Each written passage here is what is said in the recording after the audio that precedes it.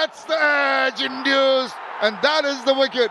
But talking about that, Len, they're a little unsure. Maybe it's খেলার মাঠে আগুন ধরাচ্ছেন Taskin, bat হাতে জাকিরের তাণ্ডব।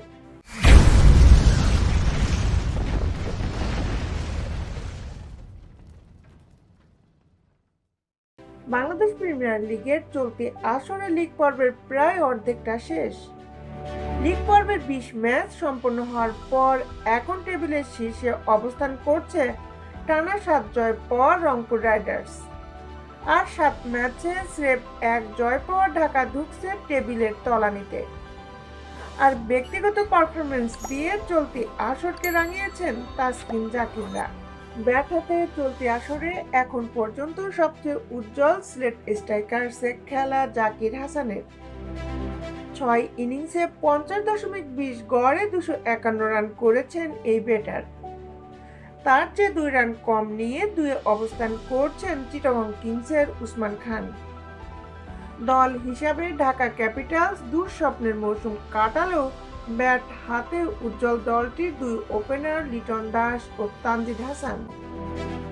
বিশেষ করে দুর্বার রাজশাহীর বিপক্ষে জোড়া সেঞ্চুরিতে দল যেমন টুর্নামেন্টে প্রথম জয় পেয়েছে, তাদের ব্যক্তিগত সংগ্রহ তাতে ফুলে ফেঁপে উঠেছে।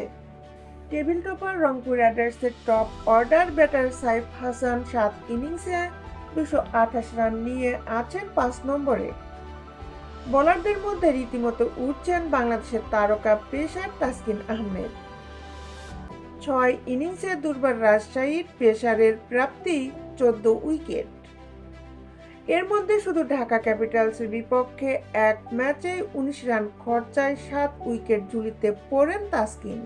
তাসকিনের পর সমান 11 উইকেট নিয়ে দ্বিতীয় তৃতীয় অবস্থানে রয়েছেন 2 দেশি পেসার আবু হায়ান রনি ও তানজিম হাসান সাকিব। খুলনায় খেলা রনি 5 এবং সিলেটের সাকিব 6 ইনিংসে বোলিং করে 11 উইকেট শিকার করেছেন। এর পরের অবস্থানে থাকা 3 খুশদিল শাহ, মাহেদী হাসান এবং নাহিদ রানা। রংপুর রাইডার্সের এই 3 বোলারই সমান 9টি করে উইকেট শিকার করেছেন।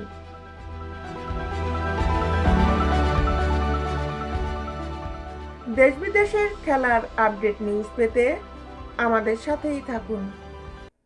Justice sports, Dhaka.